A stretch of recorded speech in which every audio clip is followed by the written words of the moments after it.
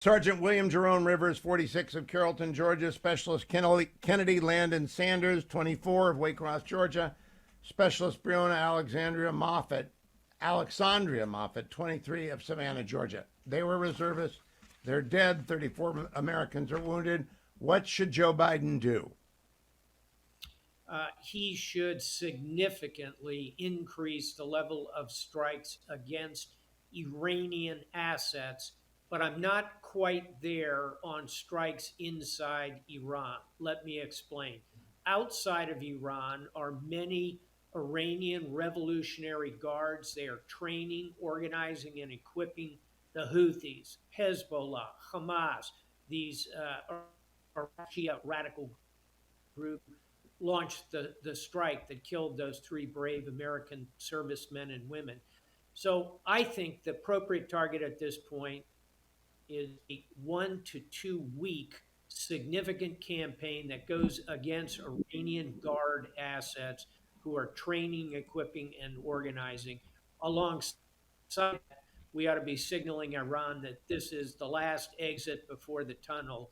If this does not stop, then I think it is going to be time to launch those strikes into Iran. And of course, many legitimately are calling for doing so now. I don't think we're quite there.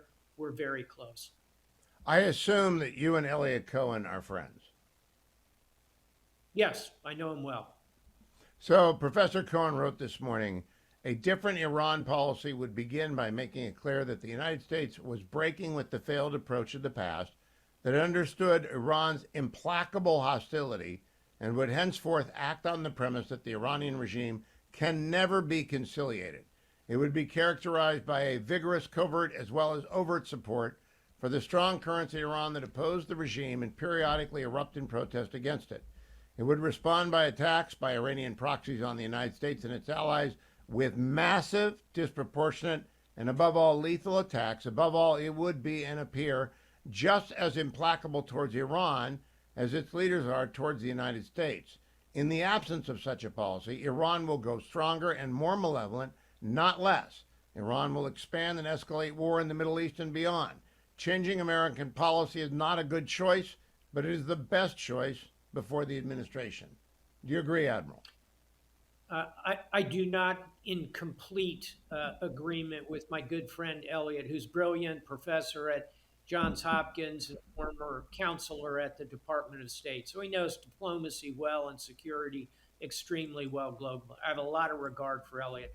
I don't think we are quite at the point of launching massive, disproportionate strikes inside Iran, simply because that would be a guarantee of an immediate regional war. He and I perhaps disagree on, is there an interim step? I think there is. We've been doing pinprick, tit for tat. That's got to end. That's not getting us anywhere. I think a significant level of strikes against Iranians and their proxies outside of Iran is highly warranted, is proportionate at this stage. And it needs to be accompanied by cyber attacks, additional intelligence, and messaging to Iran that says, this is it. We are going to strike Iran next. I think they would back down in that eventuality. Elliot may disagree with that, but I think it's worth trying before we launch massive bombing raids into Tehran.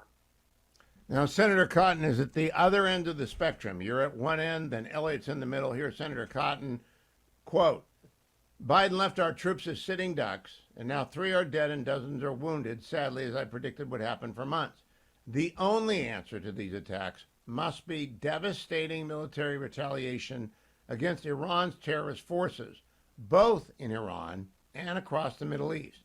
Anything less will confirm Joe Biden is a coward unworthy of being commander-in-chief. I doubt you agree with the last part. But what about both inside and outside, Admiral? I think I'm in 50% agreement with Senator Cotton, who I like a lot and have had many conversations with over the years about security issues globally. I am in the camp of let's go big, but let's stay outside of Iran at the moment. Meanwhile, I assure you, in the Pentagon, where the pizza boxes are stacking up because no one's gone home for 3 days, They are developing the longer-term campaign plan, sharpening it. It already exists, of course, in Tampa at U.S. Central Command of an actual series of attacks in Iran. We may have to go there. I would say we still have options outside Iran, but against Iranians. I think that's where we want to be at this moment. Now, Admiral, the target list that's being developed, you just referred to, it's already on the shelf, right? There's a list of targets. What would it begin with inside Iran? Let's talk about targets inside Iran.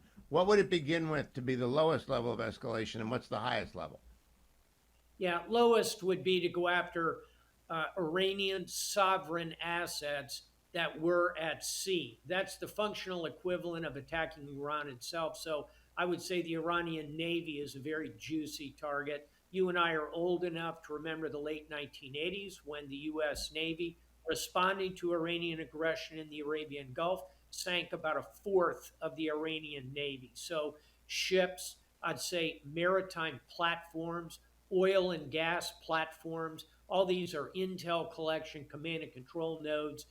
Then I think you start looking at maritime assets within the territory of Iran. So dockyards, fuel dumps, C2, all of that. I say maritime, Hugh, because in addition to the terrible strike over the weekend that killed our servicemen and women, the ongoing Iranian campaign is a dagger directed against the maritime trade. So that becomes a very attractive. And then as you go up, I think the next thing would be to go after munitions facilities, take away the ability of Iran to build the drones, to build the ballistic missiles, to provide the ammunition. And by the way, it's not just to their proxies, they're supplying them to another terrorist organization known as Russia.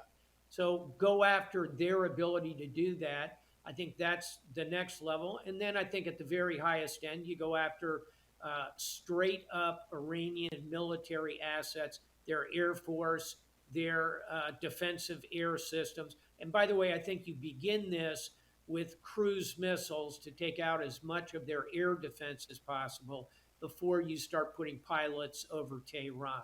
So that's a lot of steps in that ladder of escalation. And I think we had to work our way up it, not just jump to the top level. Now, Admiral, one of the things I assume is going on in the Pentagon is they're trying to figure out, using NSA and DIA and CIA product, what the Iranian objective is here. From where you sit in Miami, in wonderful Miami, what is the Iranian objective here? I understood they wanted to destroy the Saudi rapprochement with Israel, and that's why Hamas did what they did on 10/7. But what do they get out of killing Americans in Jordan with Iranian drones? Yeah, let's kind of do this from the inside out. So inside Iran, there is significant unrest. Often authoritarian dictators create external crises in order to kind of rally the population. So there's an internal show the people of Iran how the mullahs can take on the great Satan, America. Next level out in the region, the Iranians are seeking to show not just Israel, but the Gulf Arabs, Jordan and Egypt as well, that they are significant players and they're seeking to intimidate Iraq, a neighbor, which has a significant Shia population, again, by poking at the United States.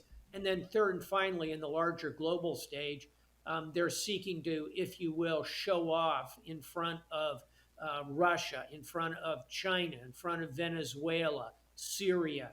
They score points in their twisted view by striking at the United States. So they're getting something out of this. The question is, if we inflict real harm on them, starting with Iranian assets outside Iran and potentially moving inside if necessary, are they going to continue? I would argue probably not. They have backed down before and they'll back down again. Admiral, I want to play for you a montage of Vice President Harris, Secretary Blinken, and two cuts of President Biden in the aftermath of the 10/7 assault when they were attempting to deter Iran from exploiting the aftermath of the massacre. Cut number 10. And what's the message to Iran? Don't. It was very important to send a very clear message to anyone who might seek to take advantage of the conflict in Gaza to threaten our personnel here or anywhere else in the region. Don't do it. What is your message to Hezbollah and its backer, Iran? Don't.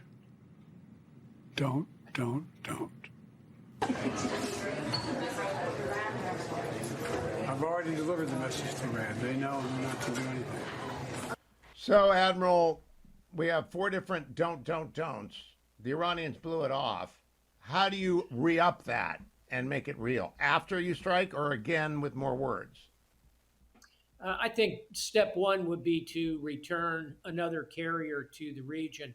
Don't forget, all of this happened after we pulled out the Ford, which was in the Eastern Mediterranean, threatening Hezbollah. I think it's time to get a carrier back into the Eastern Med. We've already got one in the North Arabian Sea.